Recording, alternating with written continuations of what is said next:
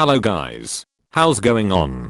Do you know that? What year it is? Yes. It is 2024. Now, a better question remains. What happened in 10 years ago, in this exact time? Well, we had a new Dragon Age game. We had Shadow of Mordor game. And of course, we had a Yoko Taro game, named Drakengard 3. And if you are watching this video, it means that you all played Nier games. And since last year I played Nier Replicant Remake, which had so many new additional parts, included a new ending, based on a novel book, which called Ending E. I decided to make a video about Drakengard 3 Ending E, since this ending is also came from a novel book. And since we possibly never ever get any new Drakengard content this year, and this year is anniversary for Drakengard series, I decide to do my own respect to this series by making this video. Sure, no big deal, but beware. This video is so much salty. If you hadn't played this game, exit this window. If you are fan of Zero, exit this window. If you think you can't handle some fanboy review, exit from this window and video. With that in mind, let us all start.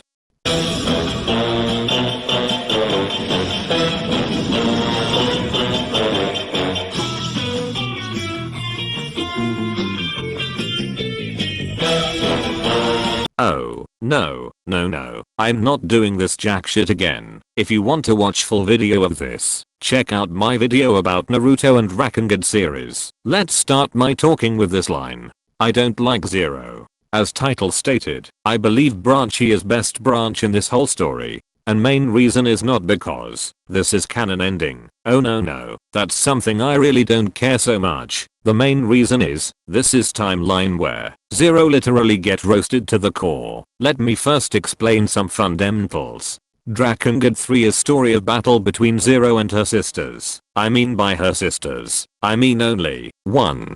Cause rest of them are nothing but side characters.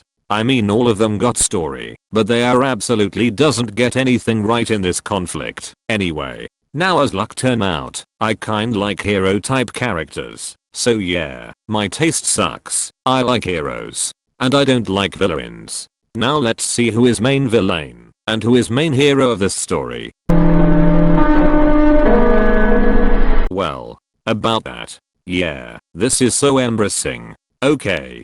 Now we understand this first concept, but before someone in their mind start to question my sanity by saying, no, one is not hero, she must be villain, she is tyrant king, who our selfless heroine Zero must defeat.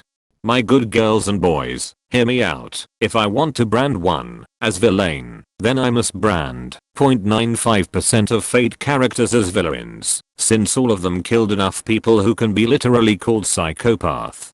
One is character. Who knows that? She is sinner, struggling with her morality and her sins because she broke her oath of not taking lives of people in order to save more people who needs her. She's struggling with her emotions in her entire life. She is not ignorant like 2, who don't see the fault of her action. She is not like 4, who bring excuses for her actions. She knows. And she wants to atone for her action the moment she can finally put her sword down. And by sword, I mean her chakrama, since she chose this weapon. Since it is less lethal and have more survivability for foes. Anyway, this is not a video which I talk about 0 and 1. If you want to know about them, and why I myself put 1 as heroine of Drakengard and 0 is villain type, then watch my other video, which is totally about Nier and Drakengard series tier list. So yeah, 0 is main character of this story. And she is possibly the biggest troll I ever, since in all of fiction. Now I have no problem with that. I mean all of Yoko Taro characters are kinda troll, or have some inner twisted motivations, but you know what? I hate when someone that really worked hard does not get rewarded for her actions. I'm a complete idiot. But I can't stand it when people try their hardest and end up with nothing. This is something that happened in all of Nier games, but in the end, all of these story, somehow, someway, finished in a way where at least characters got reward for something, whether below or so much. But here, we have a different story. This is biggest and darkest moment in Yoko Taro's writing. Oh no. I'm not talking about Zero. Zero is possibly asleep the whole time, killed some shit. And killed more people, and again killed. She did not have as much struggle. The character who was actually struggling in this story was one, sure, no big deal. She lost her humanity in order to save the world. She lost her best friend in order to protect the world. She became alone because she wanted to protect everyone. And she did not stop even in night to keep improving the situation around the world. So, what is reward that this selfless hero deserve? Yeah, about that. Engage accelerator!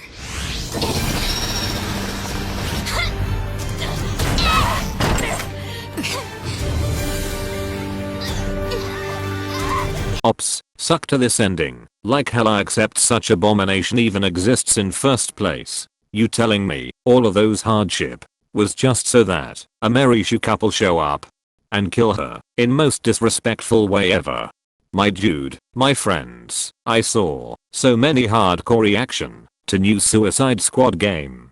There are so many people pissed why their fav heroes dies in this disrespectful way. Now this is my question as well. Why Yoko? One's death in Brancher and BNC was kinda okay. It was kinda still fit and respectful. Well, Branch B was kinda off. I don't mind. Why you finished one in this horrible way just to show off this horrible Merishu couple.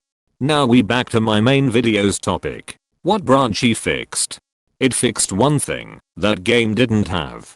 To roast Zero for her actions. I don't want to explain the whole events. So just know that in this branch, sisters get more screen time. And we have more time with One and her brother, Brother One. So long story short, One's main plan in order to kill Zero is having her brother hiding in back of cathedral, waiting for either Zero kills One. If that happens, Brother One kills Tired Zero. And if One manages to kill Zero, Brother One have to kill her sister One, which of course this made him to fall in tears in front of her sister, knowing that in both these scenarios, her sister will die, and main reason is because her sister entrusted him with only Dragon Sword, capable of killing Zero.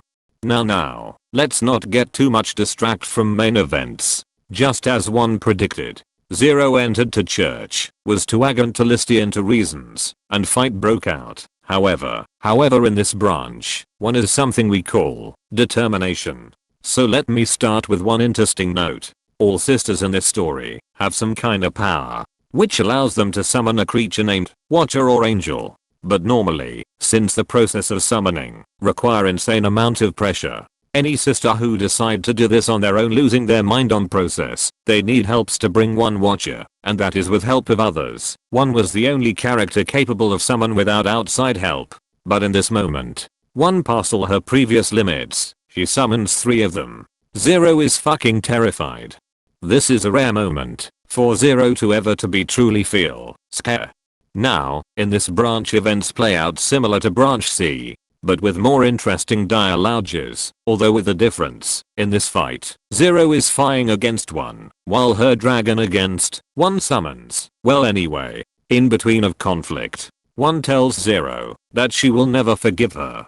Which Zero casually respond that she doesn't need, since she gave birth to them.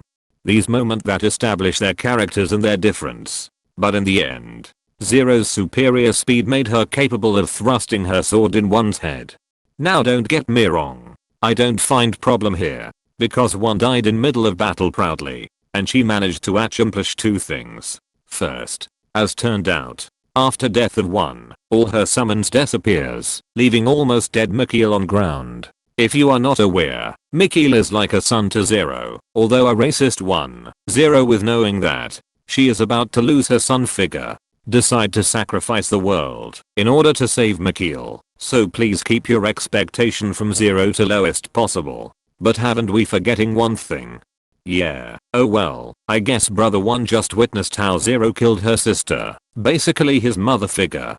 So in between all of these, Zero managed to save Mikhail. But in returns, she is turned to childlike kid.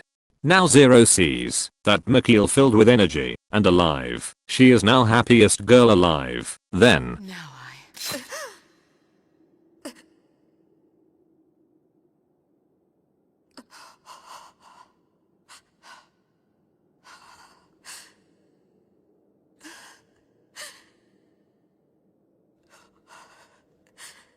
Ops, incoming stab from back.